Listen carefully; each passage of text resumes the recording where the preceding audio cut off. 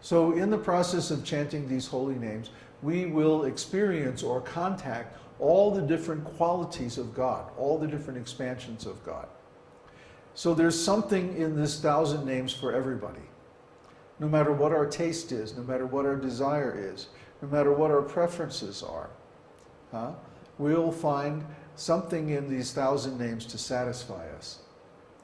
The 1,000 names of Vishnu, Viṣṇusahasranāma, actually contain the whole content of Srimad Bhagavatam in a nutshell. You can chant these 1,000 names in about 25 minutes, including the prologue and the Falashruti. So if you do this every day, it's like hearing Srimad Bhagavatam every day. It's fantastic for our spiritual growth. And it's stated also in the Falashruti that even though Viṣṇusahasranāma gives relief from material problems, its ultimate result is to give us the highest auspiciousness of self-realization or love of God. So this love of God is the actual solution to all problems.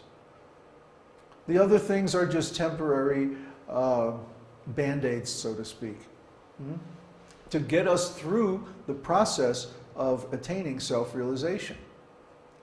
After all, even if we are very austere and renounced, we still have to eat. We still need a roof over our heads.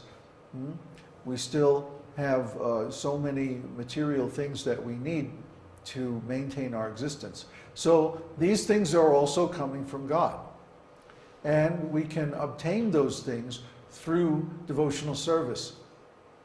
Now you might say, how can just chanting this ancient prayer give me all these material things that I need and want? Well, it's not easy to explain. You just have to try it. And I can tell you from my experience that it works. But that doesn't mean anything until you try it yourself. You know, I can sit here and explain all kinds of philosophical arguments about how the holy name of the Lord works and how the potencies of God work and all of that. But ultimately, you have to experience it yourself for it to be meaningful. Close the door. So I guess this is a good time to open up the discussion for questions. You have all got some really good questions, I hope. Huh? Can you go empty the garbage? Yes, that's a good question. Florian has a question. What's your question? What reason does it have that the three Sampradaya does only chant Śrī Viṣṇusahasranāma? Which spiritual destination do they address with this? So the question is, why is it that the Śrī Sampradaya exclusively chants Viṣṇusahasranāma, and what is the destination that they attain? Okay. The process of chanting Viṣṇusahasranāma was given by their guru, Ramanujacharya. So they follow Ramanujacharya's instructions, and they chant Viṣṇusahasranāma every day, especially in the early morning.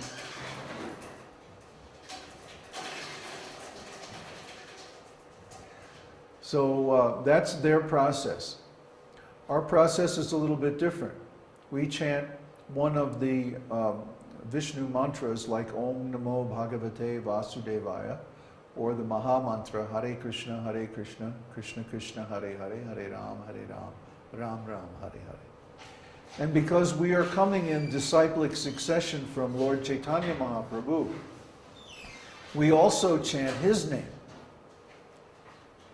Before we start our mantra chanting, we always chant Jai Shri Krishna Chaitanya, Prabhu Nityananda, Shri Advaita Gadadhar, Srivasa Adi Gaur Bhaktavrinda. That's called the Panchatattva Maha Mantra. And even if we chant Viṣṇusahasranāma, we should chant this mantra first, because the Panchatattva Maha Mantra, the specific effect of that is that it releases us from all offenses. There are 10 offenses in the matter of chanting the holy name. And these are given in the Padma Purana and other scriptures. If we if we accidentally, or even on purpose, commit these offenses, then the action of the holy name will be delayed. The holy name is infallible, like Krishna. One of Krishna's names is Rishikesh. Rishikesh means infallible. So Krishna is infallible and his holy name is infallible. But if we chant his holy name with offenses, then the holy name will not have the immediate effect. It will be delayed until we stop committing those offenses. However, to get relief or release from the reactions of those offenses, we can chant the Panchatattva Mahamantra. Jai Shri Krishna Chaitanya Prabhu Nityananda Shri Advaita Gadadhar Srivas Adi Gaur Bhaktavrinda. Can you show that mantra, please? Zoom in on it.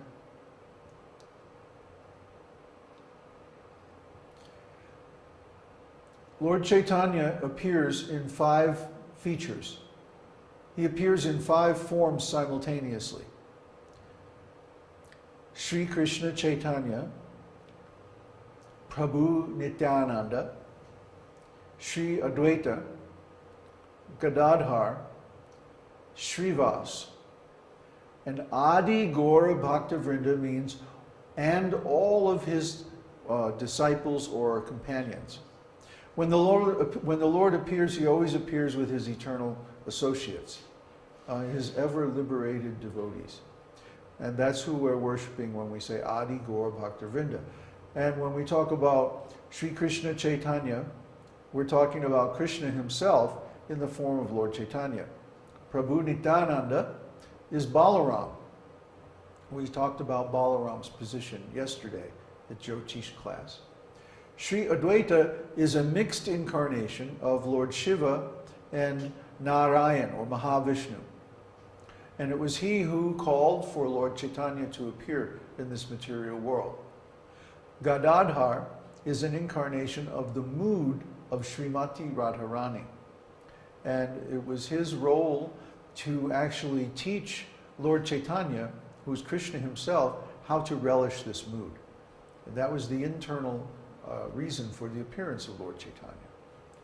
And finally, all of his devotees joined together in the Sankirtan movement to demonstrate to the world how to chant the holy name of the Lord and get relief from all material miseries. So when we chant this Panchatattva Mahamantra, the Panchatattva refers to the 5 forms that Lord Chaitanya appeared in simultaneously. Lord Chaitanya himself, Prabhu Nityananda, Sri Advaita, Gadadhar, and Srivas. So these 5 forms are all different aspects of God, and he shows his relationships with himself to demonstrate the different flavors of devotional service. So these different flavors are there eternally in the spiritual world, and we can partake of them by our different devotional service activities, and that's how we become enlightened. So we are a little bit different from the Sri Sampradaya. Sri Sampradaya is coming from Lakshmi. Lakshmi means the consort of Lord Vishnu in the Vaikuntha worlds. So basically, by following that Sampradaya, one goes to the Vaikuntha planets. We talked yesterday about the Chaturvyuha, or the 4-fold expansion of Lord Vishnu in the Vaikuntha planets. Vasudeva, Sankarshan, Pradyumna, and Aniruddha. And then from them, innumerable Vishnu forms expand, and they occupy different planets in the Vaikuntha world. And each of the expansions of Godhead is the master of one of the Vaikuntha planets, where everyone is eternal and everyone has a spiritual form. But the mood in the Vaikuntha planets is a little bit different than it is in Goloka Vrindavan.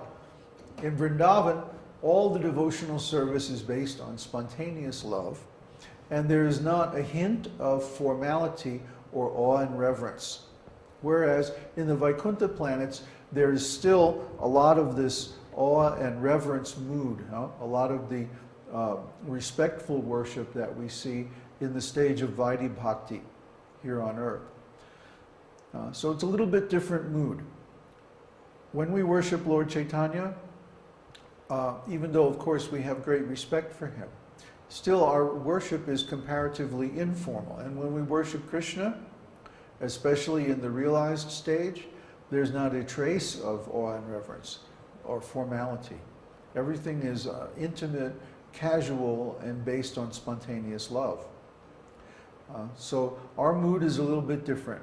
And according to the scriptures, this is actually a higher mood. Why? It's more pleasing to the Lord.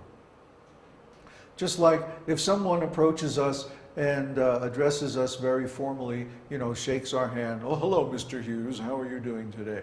Well, this is very nice. But it's a lot different